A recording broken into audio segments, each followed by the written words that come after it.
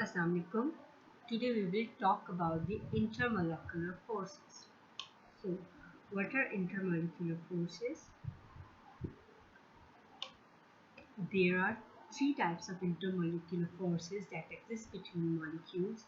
They are named as dipole-dipole forces, London forces, hydrogen bonds. The strongest London force are also known as van der Waals forces, the most famous forces. The strongest intermolecular forces between molecules are less than 5% as strong as the bonds between an atoms. Intermolecular forces causes a substance to form a liquid and solid phase. These attractive forces outweigh the molecule's kinetic energy, which causes them to move into the gas phase.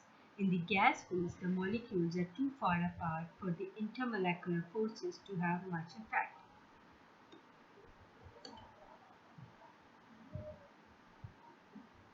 So, now discuss in detail the dipole-dipole forces.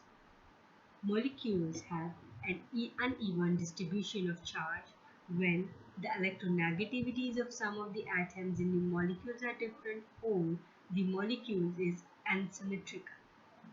Partial positive and partial negative charges exist in different regions of the molecule, forming a dipole. Dipole-dipole forces result from the attraction of the positive region of one molecule to the negative region of a second molecule.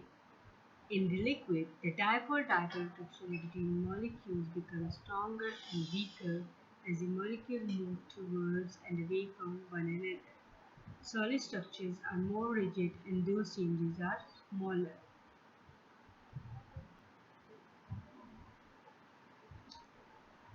Um,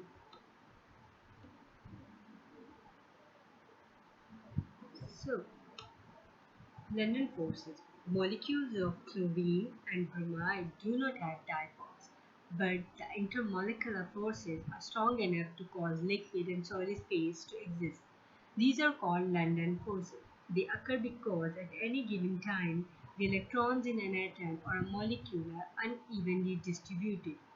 The electron distributed of an helium atom. The uneven distribution of electrons create an instantaneous dipole. As you can see, there is an attraction between dipoles.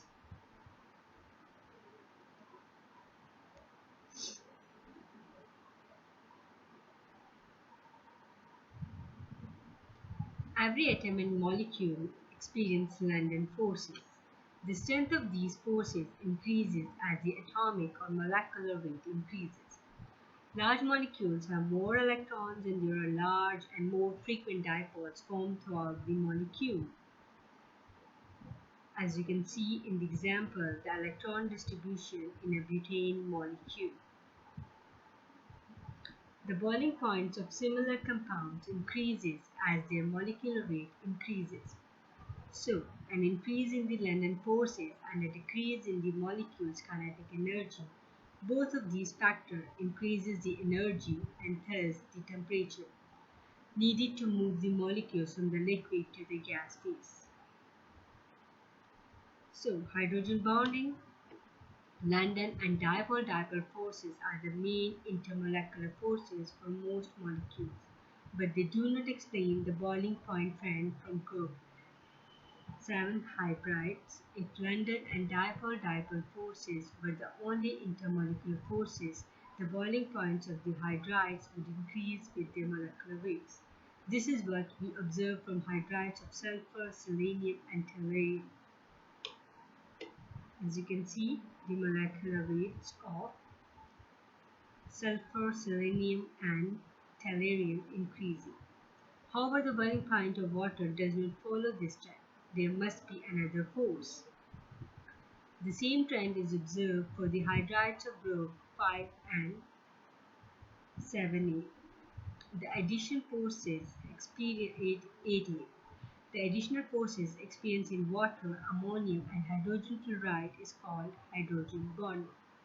Additional forces that are experienced in water, ammonium, and hydrogen fluoride is called hydrogen bonding. Hydrogen bonding occurs between molecules that have an hydrogen atom bonded to a more electronegative, like nitrogen, oxygen, or fluoride atom. The covalent bond and the hydrogen bond.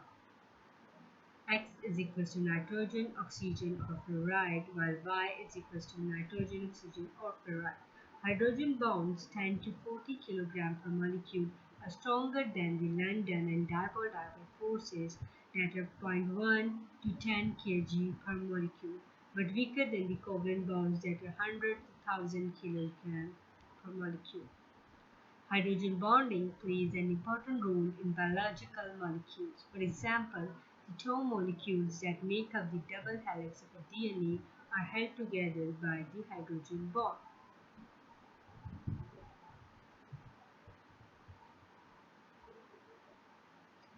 So, viscosity is the resistance to flow exhibited by gases and liquids. To demonstrate viscosity,